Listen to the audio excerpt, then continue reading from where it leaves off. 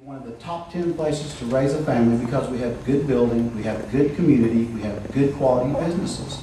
I always kind of do the analysis. If you want good, strong zoning, you get a community like Rockwall, Texas. If you don't, you get Houston, Texas. And for those of you that have been to Houston, they have absolutely no zoning at all. So you can see a house next to a head shop, next to a liquor store, next to a church. I don't believe in that. I believe we uphold the zoning that we have here. I grant variances very limitedly, but if you start granting one variance, then you have to give it to the next business, you have to give it to the next business, and what happens is you erode the zoning overall. And so you start varying that away, and you have no standards whatsoever. I believe it is absolutely important to support strong zoning. All right, thank you. Mr. Street, again, how does zoning affect the city? Thank you, Kenda. Zoning is extremely important. There's absolutely no question. Good, solid level of expectations. If you're clear and precise on the level of expectations in your guidelines and rules, I think it's extremely important. And obviously, businesses will understand what those rules and regulations are and what to expect when they come to Rockwall. However, variances are extremely important. We have to have the ability, we have to have the willingness to listen to businesses that want to locate in Rockwall and be willing to make to grant variances when it's necessary. Rockwall County is changing. There's no question about that. I mentioned this the other night. With 190 coming to Interstate 30, Rowlett's going to become more attractive overnight than they currently are. As growth continues east, out throughout Fayette and Royce City will continue to grow, and they will be extremely attractive. Obviously, just like Heath and McClendon Chisholm. Folks, historically, if you wanted to come and you wanted to locate a business in Rockwall County, you came to the city of Rockwall. It's not always going to be that way, and we've got to be willing to listen to good, solid, proven businesses and allow them the opportunity, if necessary, to grant variances to ensure that they will continue to want to do business here in Rockwall. Thank you.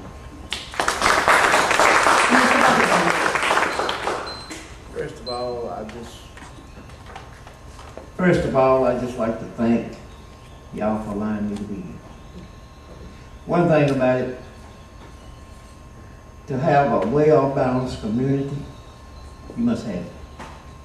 Sometimes they look at us and they think that we are here to dictate what comes in and what goes out. But to have a balanced community, that is vital. And I do believe when you come down to those variances, yes, you need to use them. And use them wisely. Because I'm going to say this. When I had a chance to come onto the city council, my mayor at the time, he made a statement to me and my colleagues. The way we had been doing business had to change. And I can truthfully tell you, when you look around and see what have transpired here in our city, it must have been some good things happen. Because it speaks for itself. And I thank God that we have a chance to shape and mold it into what we have. I thank you. Second question. The order will be Mr. Buffington, Mr. Ferris, and Mr. Sweet. Mr. Buffington, specifically, what would you do to make Rockwall more business friendly? Well, you know, I guess I'm the oddball up here tonight. And I always have said that sometimes you might say things that's real popular. What I really would do to make it more friendly is have it fixed where our people could be able to come in and go out of this place in a way that it wouldn't cause no hardship on our people. I said that to say this, I'm going to say one thing and I'm going to make it real clear to you. I don't have to go beat the bush. We really need to improve our mass transit. That's one thing that we have overlooked down through the years. It was something that caused me to wonder what would we been, or what would we be if we had got up and built the airport. our businesses would have been more, they'd have been more friendly, and they would flourish to this place, because the average CEO, they had to come from Greenville or from Mesquite.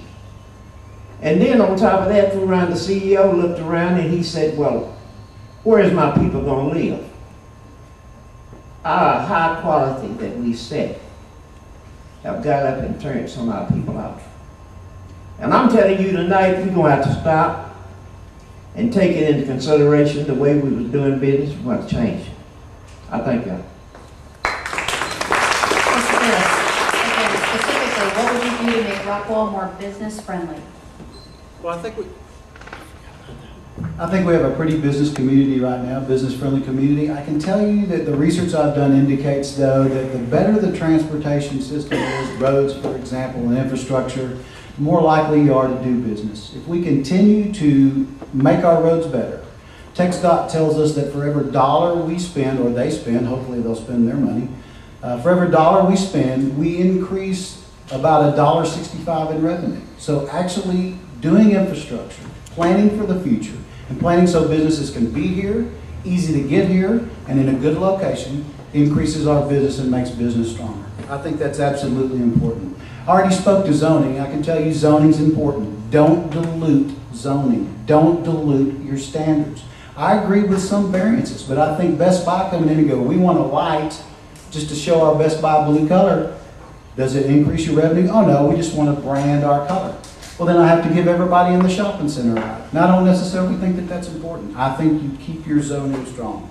The third thing is to utilize partnerships. We've got the Chamber of Commerce that exists to help our existing businesses. Would somebody answer that? And they help our existing businesses, and they also actively recruit good new businesses as well. But doing partnerships like PD 32, which is the hill above the harbor, I think is absolutely crucial.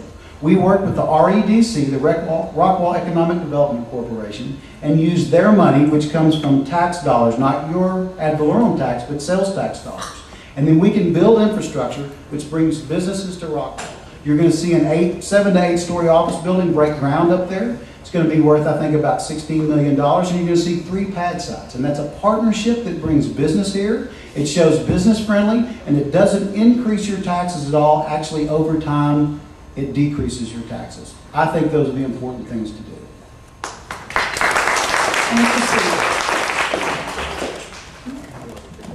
Oh, yes. Mr. Sweet. Specifically, what would you do to make Rockwall more business friendly? Well, I think I'm just going to piggyback on what I said earlier. I think it's extremely important. First and foremost, perception is reality. There's absolutely no question about being business friendly, and when I mentioned perception is reality, any idea that it concerns me, as I mentioned earlier, with the changes in Rockwall, the changing of businesses, the economy that we live in today, that any perception that Rockwall is tough to do business with or that we're not business friendly, that won't get it done in these changing times. I think it's extremely important that, Glenn mentioned specifically there the Best Buy initiative. You've got a good, solid, proven business partner that's standing before you and telling you, hey, listen, our business is changing. Let the expert be the expert. You've got a proven business partner standing in front of you saying, my industry's changing. This is what I need to do to set myself different. This is what I need to do to identify myself. I need your help in this. Guess what? They're going around and they're saying that, whether it's in Plano, whether it's in Frisco, whether it's in Mesquite, they're going around, and that's the way they're going about business. Business changes. Obviously, as I mentioned earlier, Rockwall County changes, and I think we have to be adaptable and willing to work with these folks when they want to do business here in Rockwall, whether they're wanting to locate, whether they're wanting to relocate, or whether they're wanting to expand. I think it's extremely important. You mentioned obviously the great things that are going on the Hill with PD 32, and it's extremely important that obviously that we send that perception that we're willing to work with these folks, and we'll see the scorecard of our success there as far as PD 32 is concerned. But no question, and we'll continue to see the success with our retail customers too if we have a business-friendly approach at City Hall. Thank you. For the 1 minute summation, the order will be Mr. Sweet, Mr. Buffington, and Mr. Ferris. Mr. Sweet. Thank you. First, I did it. Thank you. I want to thank the Rockwall County Republican Women's Club for allowing us this opportunity to speak to you today. As your council member for the last 4 years, it has been a tremendous honor representing you. I've worked really hard at having a citizen-friendly approach and truly listening to what you have to say and taking all feedback into consideration before making my decisions. I've worked to keep you informed of what's going on at City Hall by initiating broadcasting our county council meetings online through our website. As a mayor, I will host town hall meetings at least once a quarter to allow you the opportunity to provide me feedback of your concerns. In these tough times, we need a mayor who understands the importance of increasing taxpayer value through our community. I've used my experience as a district manager to utilize a friendly approach at City Hall. When business is successful in Rockwall, sales tax revenue increases and our dependency on your property tax money decreases. I'm truly the active fiscal conservative in this race with a history of fighting for you, the taxpayer. That will not change as your mayor. I would be honored to serve the citizens of Rockwall as the next mayor and would appreciate your support. Thank you. First of all, I'd like to say this. Back in 1995, I was blessed to be elected city councilman. And then after I was elected, I looked around and I thought about it. I was the first African American that ever been elected to anything in this city. I felt like, number one, my primary aim was to serve people. We got up and we organized, fellas, something that you've been sitting up here talking about. I ain't too cool to talk about what I did. I always said let the works that we did or what we accomplished, let it speak for us. We had a chance to form something that we've been benefiting for the last few years. I've been away from the city over 11 years. And I just been wondering, you know, how we have been blessed. Back there, one thing that we did after we formed the REDC, we brought jobs. We lowered our taxes on our homes, and then we created funds so we didn't have to raise our taxes. Up until last year, our taxes hadn't been raised. And I felt real good because we did accomplish some things that some of our other people had never thought about doing, I guess. Because we was concerned about the cities and concerned about our people. But I thank y'all for being able to be a servant in this city. I don't like to get up and talk about what I like to do, but I just like to let my words speak for me.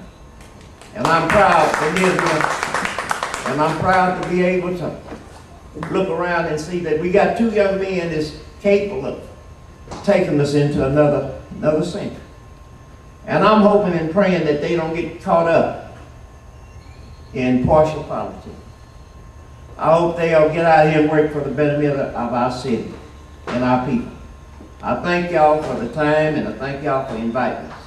I could have said some other things, but I'm glad I did. Mr. Buffington took up Mr. Ferris's time, so. Mr. Ferris. Well, they gave me an extra 2 minutes. I want to thank the Women's Republicans Club for having us here. I want to thank David and Sam, and I know Sam, and I'm a friend of David, and I'm proud to say that. But I can tell you that this next mayor needs to have business experience. It's absolutely crucial. You heard all the answers tonight about how important business is. It is vitally important. And I can tell you that I have 32 years of experience in my own business. I've always worked for myself. And in one of those businesses, I have experience in recruiting and negotiating a long-term contract with Foodmaker Corporation for a piece of property that I have. So I have the experience in doing that. I think that's absolutely important. 32 years of business. I have the experience with 3 years on Parks Board, 8 months on planning and zoning. I've gone through the Leadership Rockwall program. I belonged to this Chamber of Commerce for 11 years, and during that time I've been its chairman of the board. I've been on its executive committee. I'm on the Convention and Visitors Bureau chair right now. I can tell you these are the things that are important for this community. To have someone that can lead you, someone that can bring business here, and someone that's strong in the community right now. And I believe that I am that person. I would encourage you to go to glennferris.com. Because 5 minutes up here is not enough to know about these candidates. Thank you very much for your time.